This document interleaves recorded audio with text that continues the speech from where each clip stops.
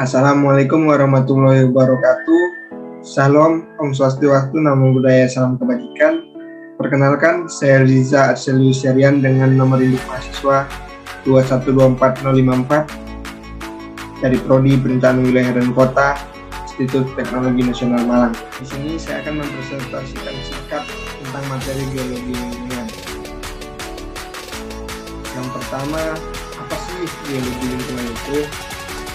Jadi, geologi lingkungan itu merupakan ilmu geologi yang mempelajari dampak lingkungan yang dihasilkan oleh perubahan geologi seperti perubahan pola aliran, sungai, dan hubungannya dengan banjir, dan sebaliknya.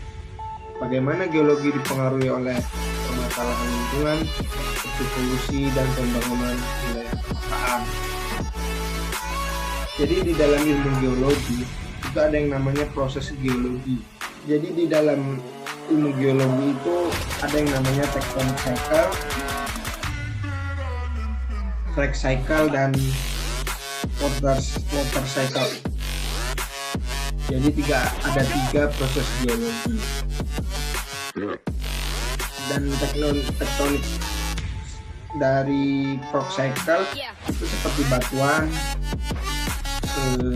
tectonic cycle itu seperti benua dan lain-lain. Water cycle itu seperti ada dua produk air, yaitu air permukaan dan air dalam tanah. Kalau di ilmu geologi menggunakan konsep air dalam tanah, air di permukaan itu tidak masuk ke dalam materi geologi. Dari ketiga cycle tersebut menghasilkan produk geologi yang akan dibagi dari karakteristik tentang lahan dan setiap wilayah. Produk geologi ada dua, yaitu produk geologi positif dan produk geologi negatif.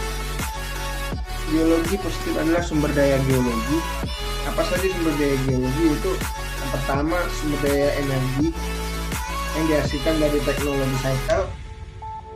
Kedua, sumber daya mineral yang dihasilkan oleh rock cycle, batuan. Tiga, sumber daya air tanah yang dihasilkan dari water cycle. Nah, ini lingkungan. Kemudian lingkungan ini adalah suatu lingkup yang berada di dalam suatu ruang. Ada manusia, hewan, tumbuhan, lingkungan fisik. Kemudian geologi lingkungan membahas tentang interaksi, bahaya geologi bencana, geologi, sumber daya geologi, sumber daya energi, sumber daya mineral, sumber daya energi ini tadi itu yang dimaksud dengan tectonic cycle. Sumber daya mineral ini adalah rock cycle, dan sumber daya air tanah ini tadi yang disebut dengan water cycle.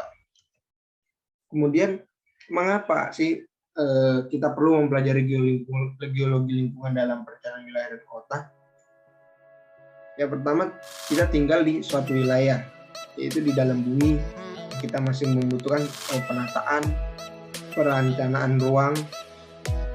Jadi kita tidak lepas dengan ilmu geologi, di mana setiap wilayah akan memiliki bentang lahan yang berbeda.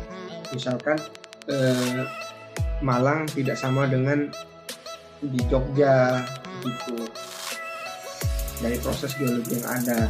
Jadi sarana perencana harus bisa memahami proses geologi daerah tersebut seperti apa. Jadi seorang perencana perlunya mempelajari geologi lingkungan karena agar dapat memahami daerah yang akan kita rencanakan, bentuk di proses geologi ini seperti apa, bagaimana supaya apa yang kita akan rencanakan berjalan dengan lancar. Misalkan di tempatnya atau sering banjir, sering terjadi bencana alam, seperti itu. Jadi kita harus memperhatikan dari sisi-sisi ilmu geologinya. Kemudian sistem penghubung antara cabang geologi serta non geologi yang penting untuk mitigasi dan rekayasa yang maksimal.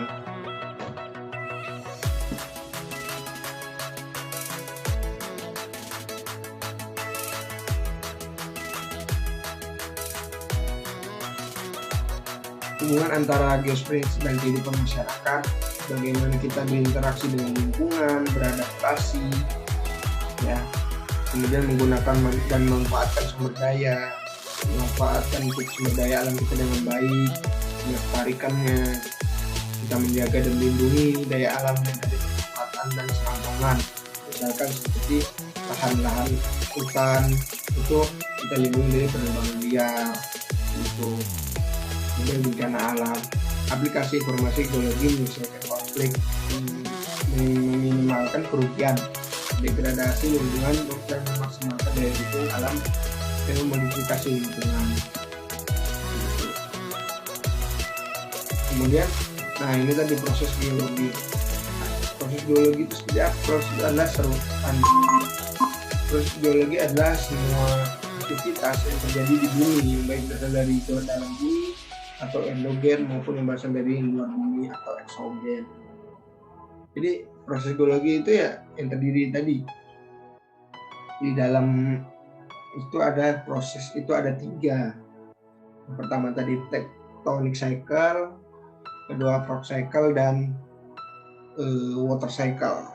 Tectonic cycle itu tadi ya seperti benua itu, sumber daya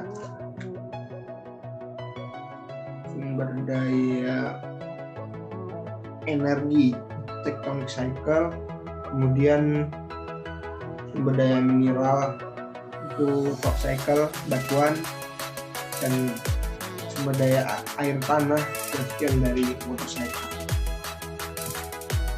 Mungkin itu saja materi yang dapat saya sampaikan, materi singkat dari saya pamit undur diri.